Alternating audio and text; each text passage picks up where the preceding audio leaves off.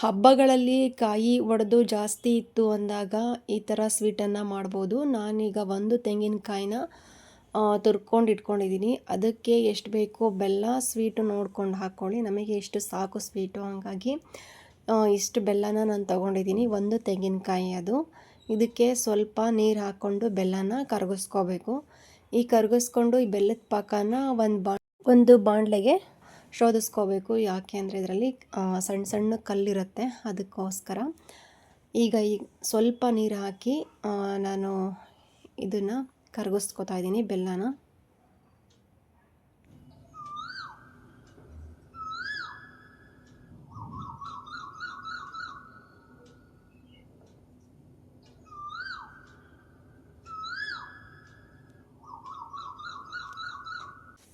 ಈಗ ಒಂದು ಬಾಣಲೆಗೆ ಬೆಲ್ಲದ ಪಾಕನ ಶೋಧಿಸ್ಕೊಂಡು ಇದೇ ಬಾಣಲಿನಲ್ಲೇ ಇದನ್ನು ಪಾಕ ಮಾಡ್ಕೋಬೇಕು. ಬೆಲ್ಲದ ಪಾಕನ, ಇದು ನೀರಾಗಿರುತ್ತಲ್ಲ, ಇದು ಸ್ವಲ್ಪ ತಿಕ್ಕಾಗಿ ಬರಬೇಕು. ಎಳೆ ಎಳೆಯಾಗಿ ಬಂದಾಗ ನಾವು ಕಾಯಿನ ಇದಕ್ಕೆ ಸೇರಿಸ್ಬೇಕಾಗುತ್ತೆ.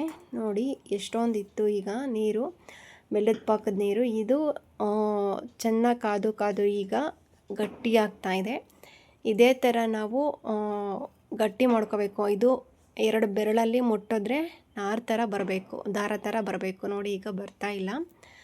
ಇದೇ ಥರ ಸಣ್ಣ ಊರಿನಲ್ಲೇ ಇದನ್ನು ಕುದಿಸ್ತಾ ಇದ್ದರೆ ಇನ್ನೊಂದು 2 ನಿಮಿಷ ಬರುತ್ತೆ.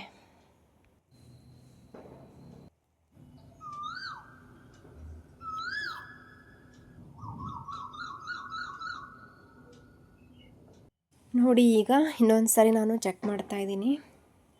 ಇದು ಬೆರಳನ್ನು ನೀರಲ್ಲಿ ಅದ್ಕೊಂಡು ಚೆಕ್ ಮಾಡಬೇಕು. ತುಂಬ ಸುಡ್ತಾ ಇರುತ್ತೆ, ಸಡನ್ನಾಗಿ ಮುಟ್ಟಕ್ಕೆ ಹೋಗಬೇಡಿ. ಬೆರಳನ್ನು ನೀರಲ್ಲಿ ಅದ್ಬಿಟ್ಟು ಈ ಥರ ಚೆಕ್ ಮಾಡಿ. ನೋಡಿ ಈ ಥರ ನಾರು ಥರ ಬರಬೇಕಿದು. ಈ ಎಳೆಯಾಗಿ ಬಂತು ಅಂದರೆ ಈಗ ಪಾಕ ರೆಡಿ ಇದೆ. ಈಗ ಇದಕ್ಕೆ ನಾನು ತೆಂಗಿನಕಾಯಿ ತುರಿದಿರೋದಿರುತ್ತಲ್ಲ ಅದಷ್ಟು ಇದಕ್ಕೆ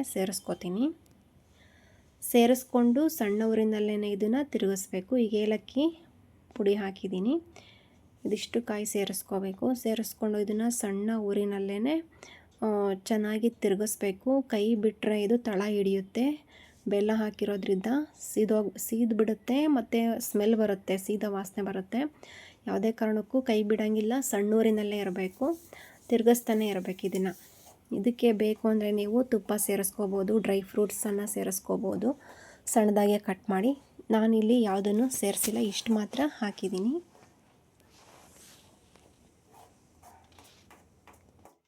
ಹಬ್ಬಗಳಲ್ಲಿ ಮತ್ತು ದೇವಸ್ಥಾನಕ್ಕೆ ಹೋಗಿ ಬಂದಾಗ ಕಾಯಿಗಳನ್ನ ಒಡೆದಿರೋದು ಜಾಸ್ತಿ ಇದ್ವು ಅಂತ ಅಂದಾಗ ಈ ಥರ ನೀವು ಸ್ವೀಟನ್ನು ಮಾಡಿ ಮನೆಯಲ್ಲಿ ಕೊಟ್ಟರೆ ತುಂಬ ಇಷ್ಟಪಟ್ಟು ತಿಂತಾರೆ. ಮತ್ತು ಕಾಯಿನೂ ವೇಸ್ಟ್ ಆಗೋದಿಲ್ಲ.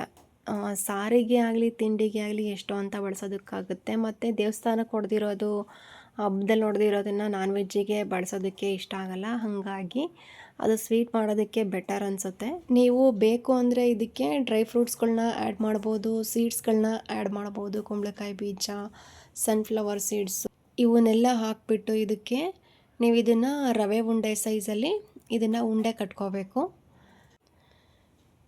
ಈ ಥರ ಚೆನ್ನಾಗಿ ಸಣ್ಣ ಊರಿನಲ್ಲೇ ನಾನು ಇದನ್ನು ಹುರ್ಕೋತಾ ಇದ್ದೀನಿ.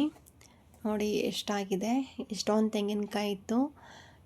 ಇದರಲ್ಲಿರೋ ನೀರಿನ ಅಂಶ ಎಲ್ಲನೂ ಹೆಂಗೆ ಬೇಕೋ ಅದು ಸಣ್ಣ ಊರಿನಲ್ಲೇ.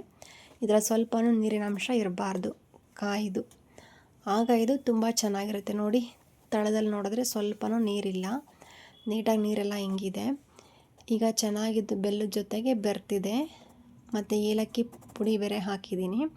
ಸ್ಮೆಲ್ ಚೆನ್ನಾಗಿರುತ್ತೆ ಸ್ವೀಟ್ದು.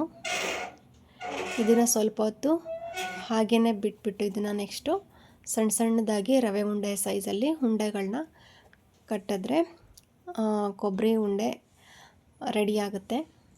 ನೀವು ಕೂಡ ಈ ಒಂದು ರೆಸಿಪಿನ ಮಾಡಿ ನೋಡಿ ಹೇಗಿತ್ತು ಅಂತ ನನಗೆ ಕಮೆಂಟ್ ಮಾಡಿ ತಿಳಿಸ್ತೀರಲ್ವಾ. Thank you so much.